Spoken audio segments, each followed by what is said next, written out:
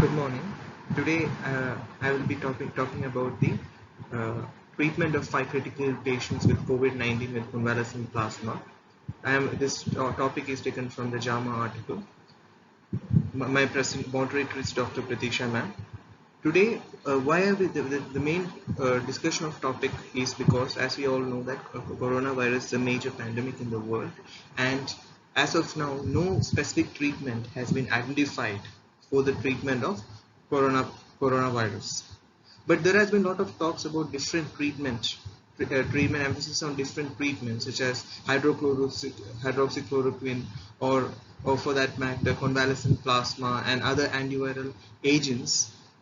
For in this general presentation, I will be focusing about whether convalescent plasma can be used as a mode of treatment for critically ill patients with COVID-19.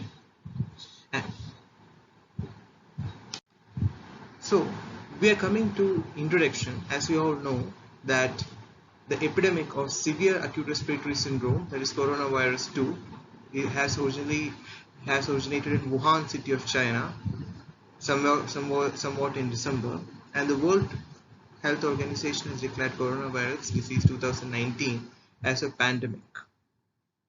And as of March 18, 2020, cases were reported in approximately 195 countries. As of today, India itself has more than 50,000 cases with more than 7,000 casualties, and the worst hit countries such as US has more than 12,000 patients have been affected with coronavirus. Hence, this is one of the major pandemics of the world. As we all know, no specific treatment is available for COVID-19 as of now. Many vaccines have been made available.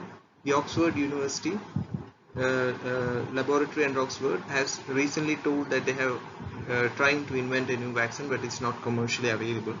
And several therapies such as remdesivir and favipiravir are under investigation, but antiviral efficacy of these drugs is not known yet. But as we also know that these medications, that is remdesivir and favipiravir, are not available in India. It's only available in Western countries.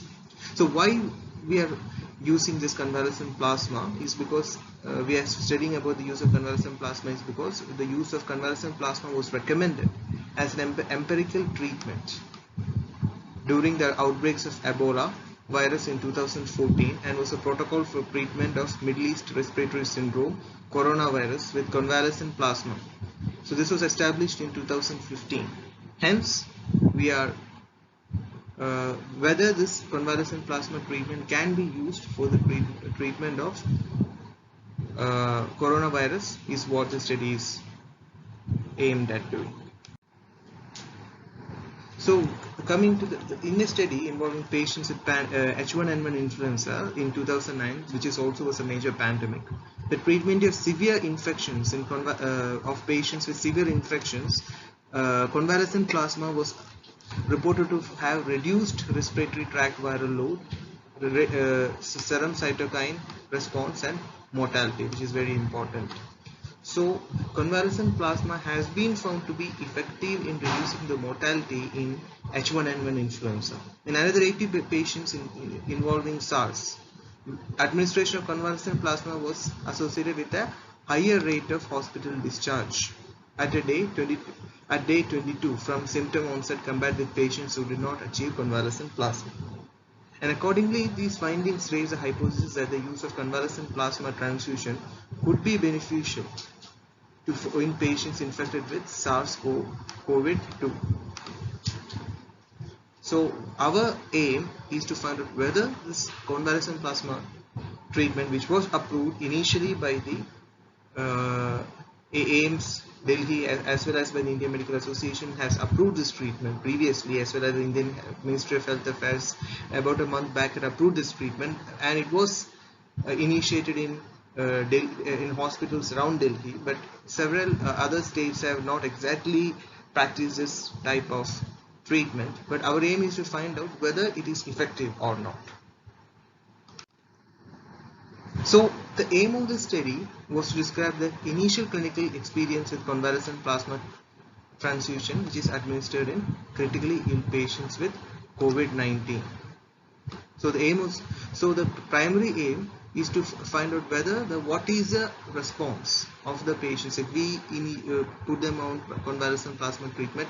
What is the response? How are they going to react to this plasma transfusion? That is what the response is. And the methods that was used in the study was conducted at the infectious disease department, that is Shenzhen Third Hospital, Shenzhen, China, from January 20, 2020 to March 25, 2020, and at the final date of follow-up was March 25, 2020. So it's from January till March, that's a period of 3 months the study was followed. So what is the inclusion criteria that was followed for these patients? Was that the patients who had laboratory confirmed COVID-19 or patients who have been confirmed with COVID-19 diagnosed by using nasopharyngeal swab and diagnosed with QRT-PCR, which is also used here, that is polymerase chain reaction, were eligible to receive convalescent plasma treatment if they fulfill the following criteria.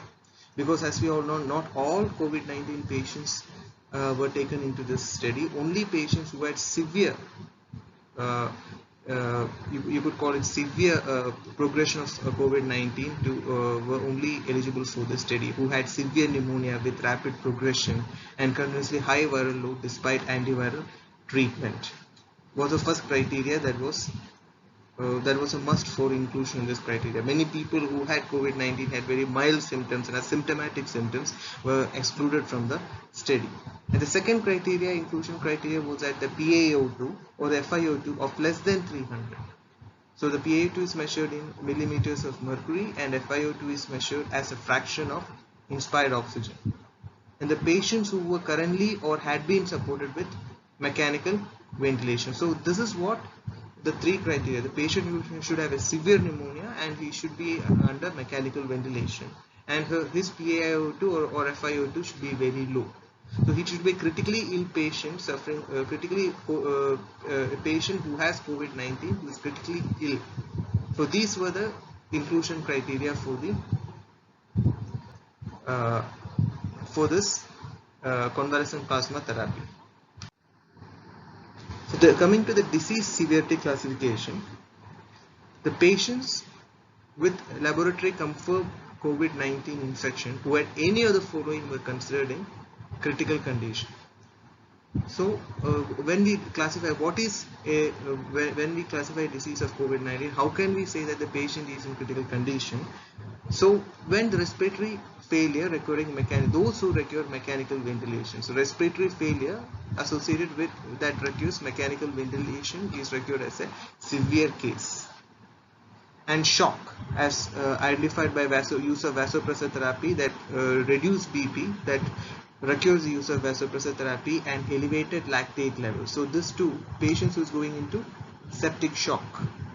So patients who has low BP and the use of inotrope such as vasopressin, as well as the patients who has elevated lactate level that is greater than 2 mmol per liter despite adequate fluid resuscitation, that is the patients who are actually going into septic shock, are considered critical patients. So, and failure of other organs requiring admission to intensive care units such as AKI, acute kidney injury, such as hepatitis. So these were the patients when we classify patients the patients who was confirmed, so who were told to be critical were the patients who had respiratory failure on mechanical ventilation, patients who are in septic shock who requires vasopressor therapy and has elevated lactate levels, and failure of other organs such as AKI, patients having hepatitis or other MODs were considered as critical patients, and these were the patients with such critical problems who were taken into the study.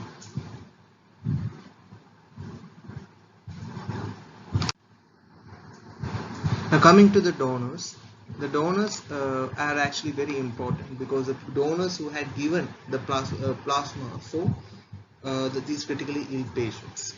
So as we all know, the 5 donors of convalescent plasma were aged between age 18 to 60 years, and the donors had just had recovered from SARS-CoV infection and were invited to donate their convalescent plasma after written informed consent was obtained. So as we all, and the donors has been well asymptomatic for at least 10 days with a serum CoV-2 specific ELISA antibody titer higher than 1:1000 and a neutralizing antibody titer greater than 40. So the ELISA antibody titer must be higher if it has to be effective against the effective convalescent plasma therapy has to be needed, so the titer must be high. So they were proven to have high antibody titers, and hence these 5 patients were chosen. And 400 ml of convalescent plasma was obtained from each donor by apheresis, and the plasma was immediately transfused to recipients on the same day as it was obtained.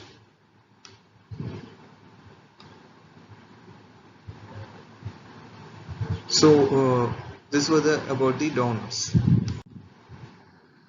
Now coming to the COVID-19 swab test, what we call as the it was usually done by nasopharyngeal specimens only.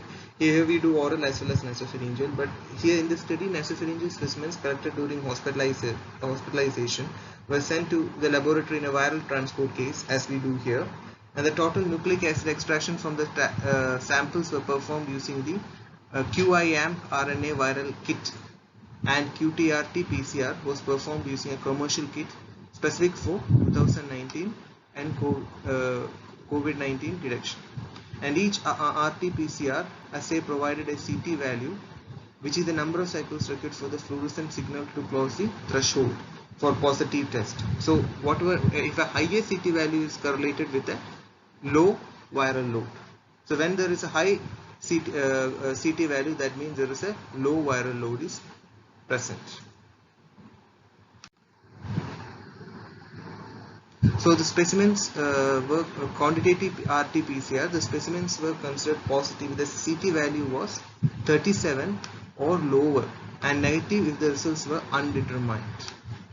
So if the results are undetermined, the CT, it is termed as if it's negative means it is undetermined, and if the specimens are considered positive if the CT value was greater than 37. And the specimens with a CT value higher than 37 were repeated. Specimens are considered positive if the repeated results were the same as the initial result and between 37 to 40. If the CT value was undetectable, the specimen was considered as negative. So if the CT value is undetermined or undetectable, the specimen was considered as negative. And if it was between the same as it was CT value was same as before it was the treatment was given, and if the value was between 37 and 40, it was considered as positive. So so that if the value remains the same after the convalescent plasma therapy, meaning that there is no effect of treatment. And the CT values of 5 recipients are obtained on day 1, day 3, day 7 and day 12, that is 5 days after the transfusion. Now the results, as we come into the results of 5 patients, that is aged between 36 to 73 years, and including 2 women, were treated with convalescent plasma. None of them were smokers, and 4 out of 5 had no pre-existing medical condition. So relatively of this, only it is a very small study of 5 patients, out of which 4 had no pre-existing comorbidities. Only 1 patient had any pre-existing comorbidities. As we all know, patients having pre-existing comorbidities has greater risk of mortality in COVID infection. All the 5 had received various antiviral agents and steroids. So prior to this convalescent plasma treatment, they were already received other treatments in the way of antivirals as well as steroids. So convalescent plasma was administered 10 to 22 days after admission. So it was not administered the first day, it was only administered 10 to 22 days after the admission was made for the once the patients. So this is the table of the SARS 5 patients. As we can see, this, 3 are male, 2 are female. The ages vary between 70 years to 60, 50, 30s and 60s. So almost all of them are above 50 except 1 female. And the weight is there, and the smoking is only, there's no smokers in this group. And the coexisting chronic diseases, there's only one patient, that is second, the male of 60 years, he has hypertension and mitral insufficiency, but all other patients has no other comorbidities present. And the incubation period, estimated incubation period, is 1 day for patient 1, 7 days for patient 2, 3 days for patient 3, 7 days for patient 4, and 15 days for patient 5. In the interval between the onset of symptoms and admission is 2 days for patient 1, 4 days for patient 2, 2 days for patient 3, 2 days for patient 4, and 3 days for patient 5. An interval between admission and plasma transfusion, so is 20. The first patient was administered plasma treatment only after 22 days after admission. Second patient was administered after 10 days. 20 days was for the third patient, 19 for the fourth patient, and 20 for the fifth patient. So complications prior to this, what are the complications? As we have said, we have assessed the severity of the disease, that is the patients who having bilateral pneumonia requiring mechanical ventilation, or the patients who has multiple or multi-organ dysfunctions, or the patients who has very low FiO2. So these are the complications they were suffering prior to plasma transfusion. Patient 1 was suffering from bacterial pneumonia with severe ARDS and MODS. So the second patient had bacterial pneumonia, fungal pneumonia, severe ARDS, myocardial damage. So it's a second case, as we know, is a very critical case, and I think among all the 5 cases, the second case is the most critical. So third case had severe ARDS.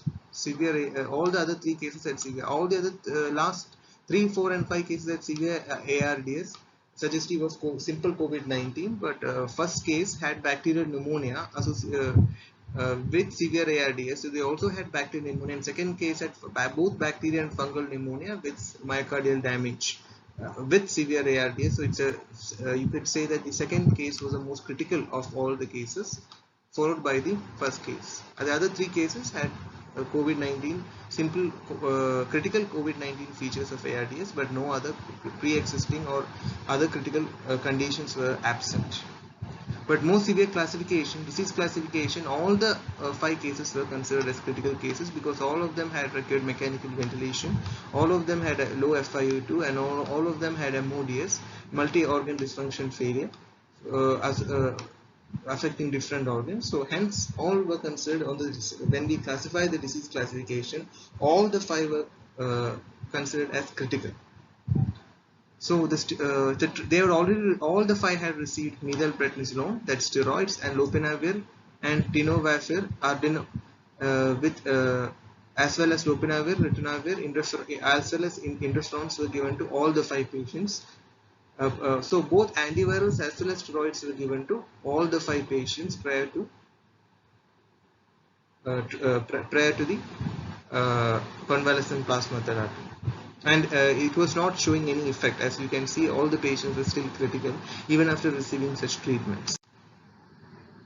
So the CT value at the time of admission was between 18.9 to 38, and on the day of plasma transfusion it was between 22 to 35.9. We have taken that CT value of, if it is same as that of admission, and if the CT value is greater than 37 to 38, it will be considered as positive, and if it's negative, if it's indeterminate, means it will be considered as negative. We have seen that it increased or improved within the first day after transfusion.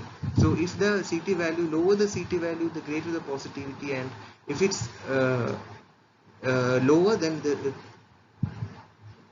greater the positivity, and if it's higher, there is a marked improvement. CT values of patient 5 became negative on post transfusion day 1. The patient 3 and patient 4 became negative on day 3 of transfusion, and patient 1 and patient 2 became negative on day 12 after transfusion. As we all know, patient 1 and patient 2 are the most critical of all the 5 patients. Their CT value, actually, or you could say the viral load value, actually became negative on the day 12 after the transfusion, while the other 5 patients who had ARDS but no other pre-existing conditions such as pneumonia or fungal pneumonia or myocardial problems. They were actually, all the other 3 patients, they had recovered fast, but the patients 1 and 2 were critical. Only on the day 12, that is on the day 5, they became the CT value became negative. All of the patients had recovered within the first 3 infusions. As we can see there on admission, this is the values. Day first patient 23, second patient 19.7, third patient 18.9, 38 for the fourth patient, and 28 for the fifth patient. So after the you could see that after the day 1 of post transfusion, the fifth patient became negative, and after the third transfusion, all 3 patients, the last 3 patients had become negative. And after on the day 5th fifth convalescent plasma treatment on day 12, all the 5 patients had become CT value negative, which is a marked improvement, meaning that these values were negative. The COVID was negative. So the SOFA score ranged between 2 to 10 prior to plasma transfusion and decreased to a range of 1 to 4 to 12 days following transfusion. So SOFA score, when we take the SOFA score, it is marked from 1 to 4. So if the SOFA score is 0, it is for one particular system, or one particular system means it is normal. If it's 4 means it's the worst, or it is the maximum affected score will be 4 for a SOFA score for each system. So when we take the number of systems affected from 1 to 0 to 4, the total cumulative value, you can say the total values added from each system, we can get a SOFA score. So it's ranged from 2 to 10 prior to plasma transfusion and decreased to a value of 1 to 4 at day 12. So you can see that SOFA, the number of, there's a marked improvement, because SOFA score for a particular system, for example the nervous system, or the you could say the gastrointestinal system, for example. So if the normal score is 0, means the it's normal in function. So according to severity of the disease, it's ranged from 1 to 4, and 4 is the worst affected score, or you could say the worst score is 4. So taking the different systems that are affected, the total amount of score is added, and about 2 to 10 was the total SOFA score before transfusion. It decreased to 1 to 4 at day 12 following transfusion, and the PO2 or FiO2 ranged from 172 to 276 prior to transfusion and increased to 4 to 5 patients with 7 days after transfusion, and increased substantially on day 12 after the plasma treatment. And the body temperature, which was ranged from 37.6 to 39 degree before plasma transfusion and declined to normal range on the 3rd day after transfusion. You can see that even the fever has come down with plasma transfusion. So what we can see here is the patients who received plasma transfusion is showing significant improvement. All the 5 patients have shown significant improvement. As you can see here, the body temperature has all came back to normal on day 5, or you could say on the fifth cycle of plasma transfusion, on the day 12th, all the body temperatures came normal. Previously, everyone had fever. Everyone had some people, especially the second case, which is the most critical case, and the first case had high fever, as well as fourth case and fifth. Everyone had high fever, but after the convalescent plasma transfusion, you can see that it has significantly reduced. All the 5 patients have become afebrile. So SOFA score, this is a SOFA score. Just before transfusion, the case 1, it was 5. It was 10. That is a very high on, as we know, these patients had multiple comorbidities. It was 10 for the second patient, 3, 3 and 2. But when we on the day 12 of post transfusion of the 5th cycle of convalescent plasma treatment, it is from 5 it has reduced to 2, from 10 it has reduced to 4 for patient 2, and from 3 to 2 in patient 3, and the other 2 patients it has reduced to 1.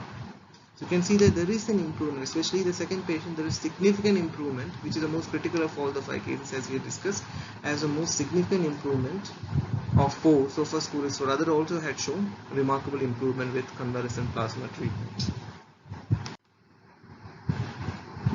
So as we have discussed earlier, the SOFA score is calculated using 6 systems: respiratory, coagulation, hepatic, cardiovascular, central nervous system and kidney. And a score of 0 is given for normal function through to 4 for the most abnormal of each system, and the worst values on each day are recorded, and the final SOFA score is the sum of the scores of each system. So there is significant improvement, as we can see. The FiO2 also, which was 276, has improved to 284 in the first case. The second case, it has improved with greater than 300, that is 316. The second case also, it shows marked improvement in the third case, as well as from 172 it has improved to 342, from fourth case from 188 to 322, and from the fifth case it is from 250 to 366. So there's a marked improvement after convalescent plasma treatment. We can say that there's a marked improvement in FiO2 as well. So after treatment, the values of inflammatory biomarkers such as CRP, procalcitonin and IL-6 of patients on first, second, fourth and fifth patients 1, 2, 4 and 5 were decreased. But for the third patient it was not decreased, but for the 4 patients after the treatment, the inflammatory markers were found to be decreased, and CT scanning of the lungs of these patients all demonstrated severe pneumonia prior to plasma transfusion and showed improvement of the pulmonary lesion on patient 1 on there was an improvement of patient 1 on third day after plasma transfusion, and gradual resolution of pulmonary lesions of other patients at 3 days after the plasma treatment. So you could see that the first patient responded immediately after the convalescent plasma. The patient had remarkable improvement, and the other patients within 3 days after the plasma treatment there was a gradual resolution of pulmonary lesions. So the pneumonia was gradually improving. So we can see that the convalescent plasma therapy is indeed showing results in all the 5 patients who were critical. All the 5 were termed as critical patients who needed mechanical ventilation, and all these 5 patients we can see that it has improved. The convalescent plasma therapy has remarkably improved their condition. So this is a C-reactive protein. It was 163. It has come down to 5.3 in the first case. So from 242 in the second case, it has come to 33.1 in the second case. From 65 to not traceable in the third case, there is very good improvement. And from 156, it has come to just 5.8 in the fourth case. And from 173, it has come down to 3.2 after the five cycles of convalescent plasma.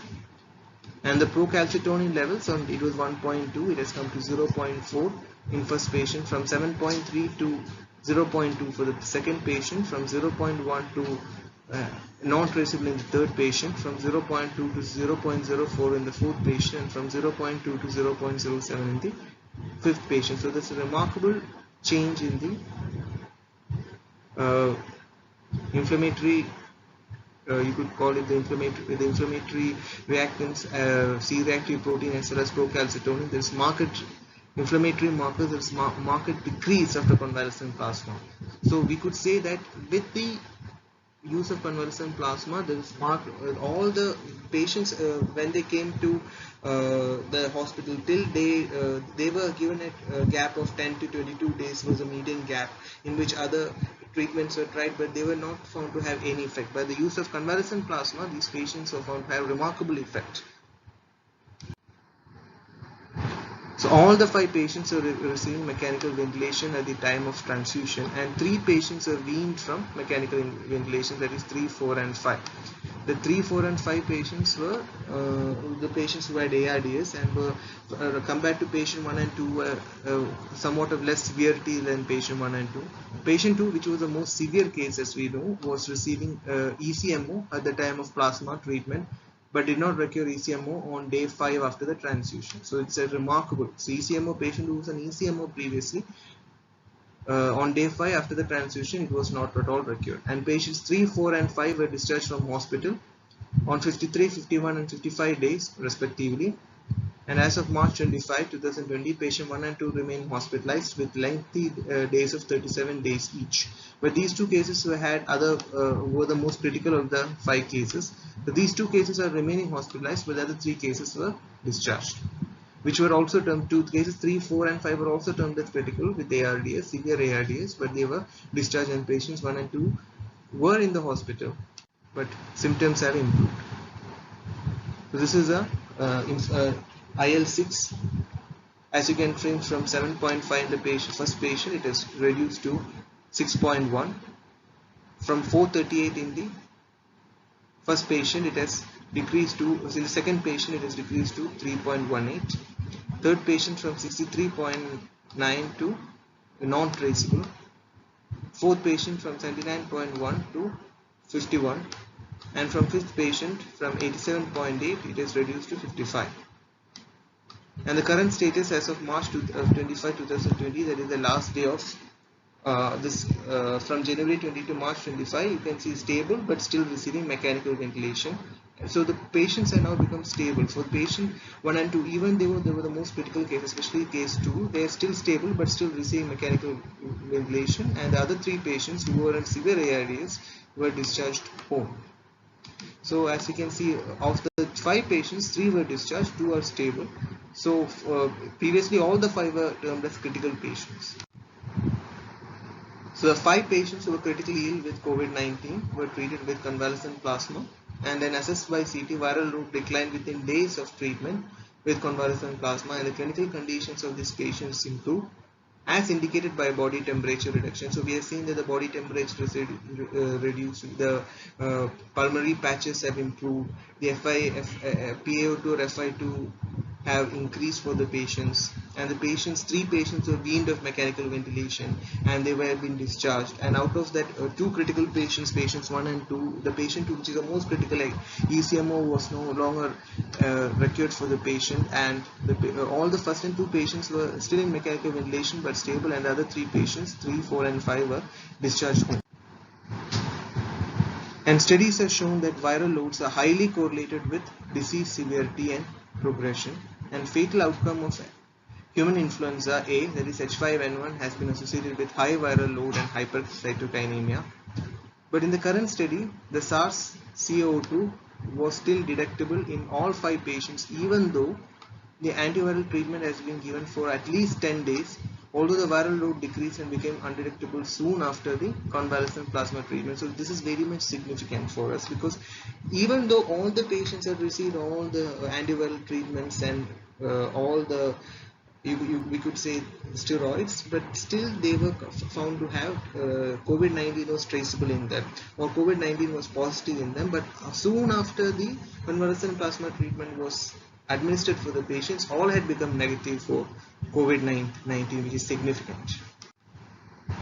In the current, so we could say that in the current study, all the patients received antiviral agents, including interferon and lopinavir or ritonavir, during and following convalescent plasma treatment, which may also have contributed to the virus clearance observed. So even though in the current study, all the 5 patients had also received this interferon and lopinavir and ritonavir, we couldn't deny the fact that they can also have contributed to the reduction or improvement in the symptoms, and reduction of viral load and improvement in the symptoms. So in this study, there is a limitation. So the major limitation in this study is that limitation, if we ask, is that this is a very short study, that is only 3 months, and in this study, we are giving all the credit, even though convalescent plasma, only after the administration of convalescent plasma, these patients are found to have remarkable improvement. But we cannot deny the fact that patients have only been receiving interferon and antiviral treatments, which may also have been helping the patients in reducing the viral load, or have been improving their symptoms as such. So that can also not be ruled out. So the another major limitations is that this is a small case series that included no controls. There was no control in the study, only 5 cases were there. It's clear that if these patients would have improved without transfusion of convalescent plasma, because we don't know, because only 5 patients are present, because we don't know whether they would have improved with or without transfusion, or with the antiviral treatments, or with steroids along with convalescent plasma has contributed, or the convalescent plasma significantly improved the symptoms. We still cannot say with 5 patients. And all patients were treated with multiple other agents including antiviral medications, and it's not possible to determine whether the improvement observed could have been related to therapies other than convalescent plasma. And the plasma transfusion was administered 10 to 22 days after admission. Whether a different timing of administration would have been associated with different outcomes, that we cannot determine. And whether this approach would reduce case fatality rates is still very much unknown. Although it has shown to be, this study of 5 patients has shown promising results, but still we cannot ascertain whether it can reduce the mortality rate.